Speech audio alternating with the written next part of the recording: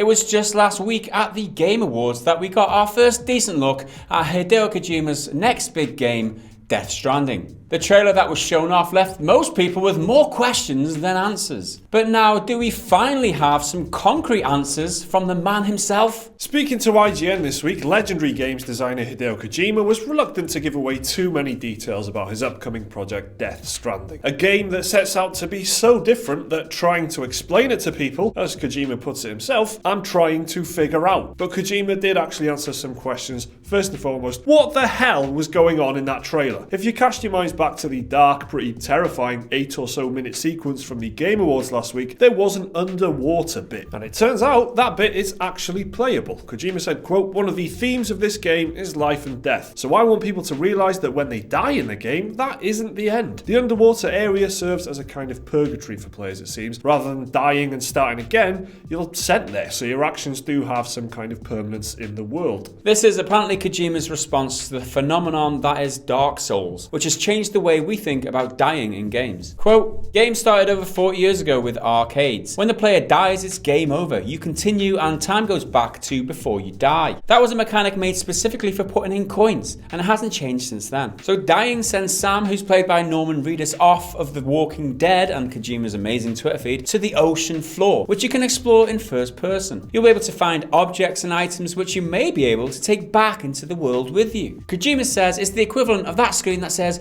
continue, and the counter ticking down towards zero. It is a different way to deal with the game over sequence, and like what happens to you when you die. You technically go to this underwater bit. It's quite inventive. It's quite, trying to reinvent the way that dying happens and what happens to you when you die. I like the fact that he's looking into that and considering that. Obviously, there's a lot of things that Kojima puts time and effort into thinking about, like, critically. So this is, I don't know, it just shows his flair for creativity more than anything. I think it's going to be interesting to kind of explore what he's done with that. It doesn't sound a million miles off what happens in Dark Souls, Bloodborne, those kind of games, and they've been pioneering this kind of thing where you die, you've dropped your stuff, whatever that stuff may be in that certain game, you've got to go back and get it. If you die again on the way back to get it, you've lost that stuff. The world it still exists if you die. It doesn't wind back the clock when you die. It does something a bit different, and he's obviously kind of trying to explore that in an even more kind of, philosophical way, I suppose, with his kind of literally putting you underwater in a first person mode, and you're exploring, and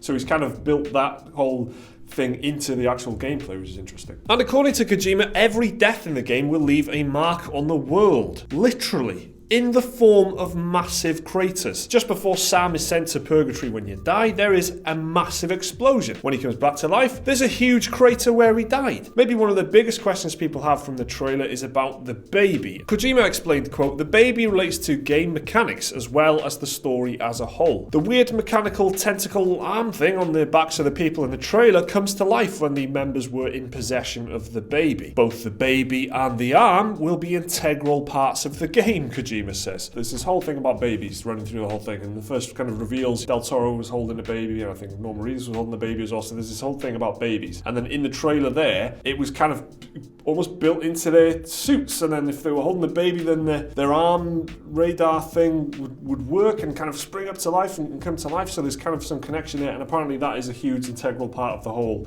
game, thematically and mechanically.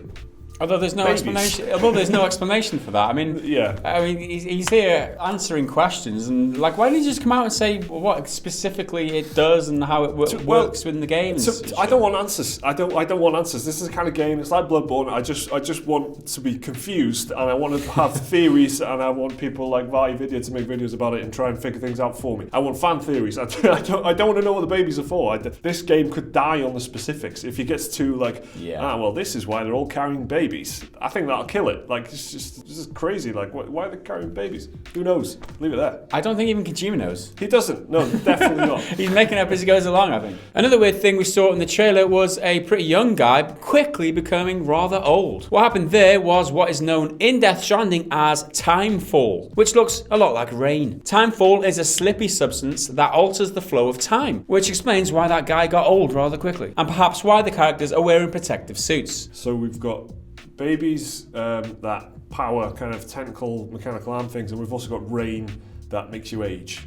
very rapidly. Just a little recap there. Let's carry on. Kojima teased most people in the game are aware of the rain. And while Norman is quite unique in this regard, I think I should stop there. Don't stop there, Hideo. Just keep going. I mean, fill us in a little bit. Just give us a little bit more. It's not enough for me. This is why I like it. It's not enough. He obviously means like Norman Reedus is immune to it or something, but maybe it's even worse. Maybe Norman Reedus is like really badly affected. Maybe Norman Reedus, I don't know how much worse you can get than rapidly aging when it rains on your face. I mean, that's quite bad. I don't know how you get worse than that. See, it's the questions. It's interesting. It's the what the is going on. That's what's interesting. Finally, Kojima answered the question all of us have had from the beginning. What is Death Stranding? What is the game? Where does the gameplay lie? According to Kojima, it's an open world action game and it will feature online multiplayer that will do something different. And when asked about public response to the surreal and enigmatic nature of Death Stranding, he said, everything makes sense. Everything will come together. He said himself, it all makes sense, but he did say himself that he's having trouble explaining it to people. So whether we'll get what sense it is,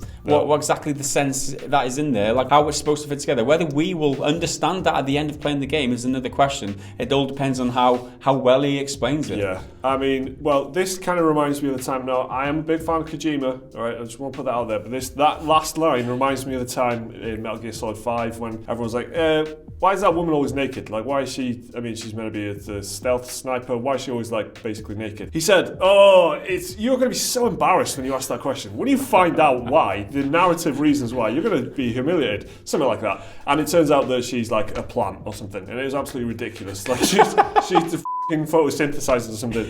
That was like, what was that? So that's kind of what I'm thinking of here. Everything's going to be fine. Everything's going to make sense. Is it?